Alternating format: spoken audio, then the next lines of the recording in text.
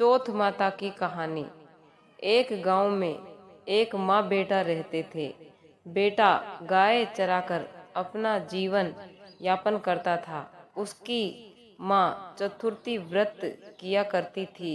भाद्रपद चतुर्थी के दिन वह 5 चूरमे के लड्डू बनाकर, एक लड्डू चौथ माता को, एक गणेश जी भगवान को, एक लड्डू ब्राह्मण को देती, एक बेटे को खिलाती और एक स्वयं ग्रहण करती। एक दिन पड़ोसन ने बुढ़िया के बेटे को सिखा दिया कि तू इतनी मेहनत करता है और तेरी माँ चूरमा बना बना कर खाती है और तुझे सिर्फ एक लड्डू और ठंडी रोटी खिलाती है। लड़का पड़ोसन की बातों में आ गया। माँ से बोला, माँ ठंडी रोटी खाकर मेरे से गाय नहीं चराई जाती, तुम चौथ माता का व्रत करना छोड़ दो।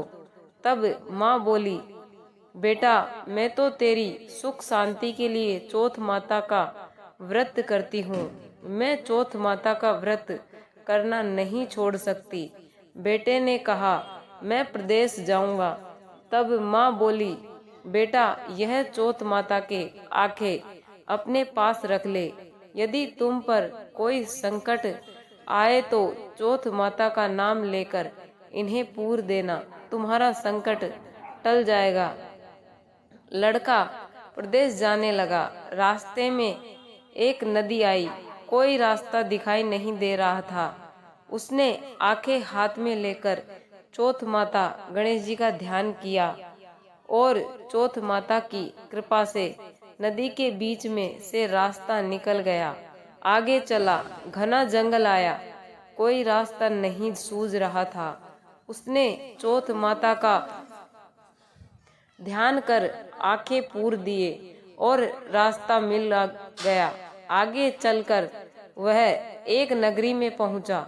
उस नगरी के राजा के यहाँ एक बर्तनों का अहाव पकता था, जिसमें एक आदमी की बलि दी जाती थी। वह लड़का एक बुढ़िया के घर पहुंचा तो देखा बुढ़िया रो रही है। उस लड़के ने पूछा, हे बुढ़िया माई, तुम क्यों रो रही हो?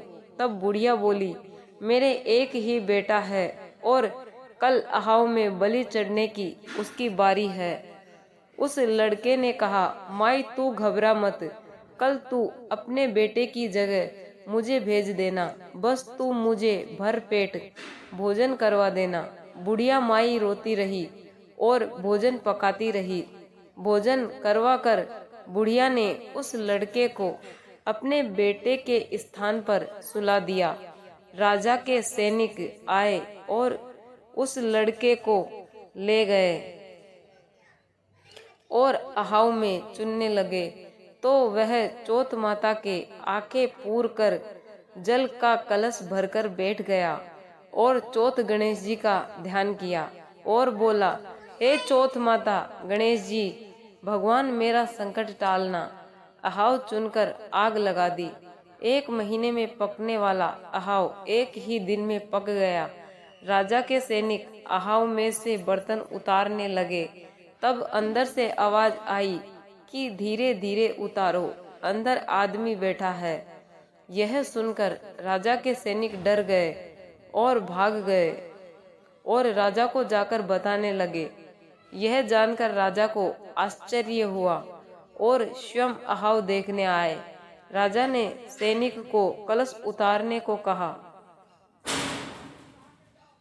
सैनिक कलश उतारने लगे तो फिर अंदर से आवाज आई, बर्तन धीरे धीरे उतारना।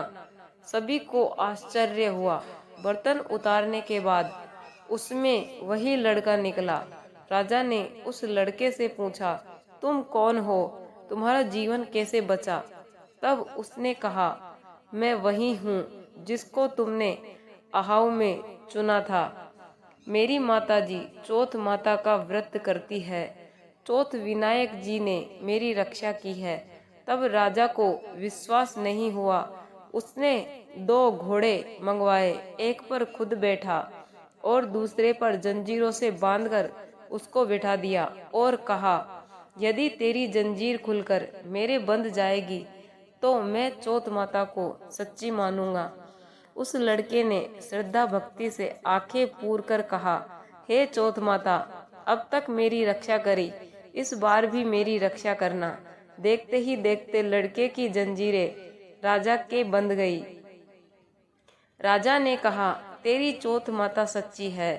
राजा ने अपनी कन्या का विवाह उस लड़के से कर दिया, बहुत सारी धन संपत्ति देकर विदा किया।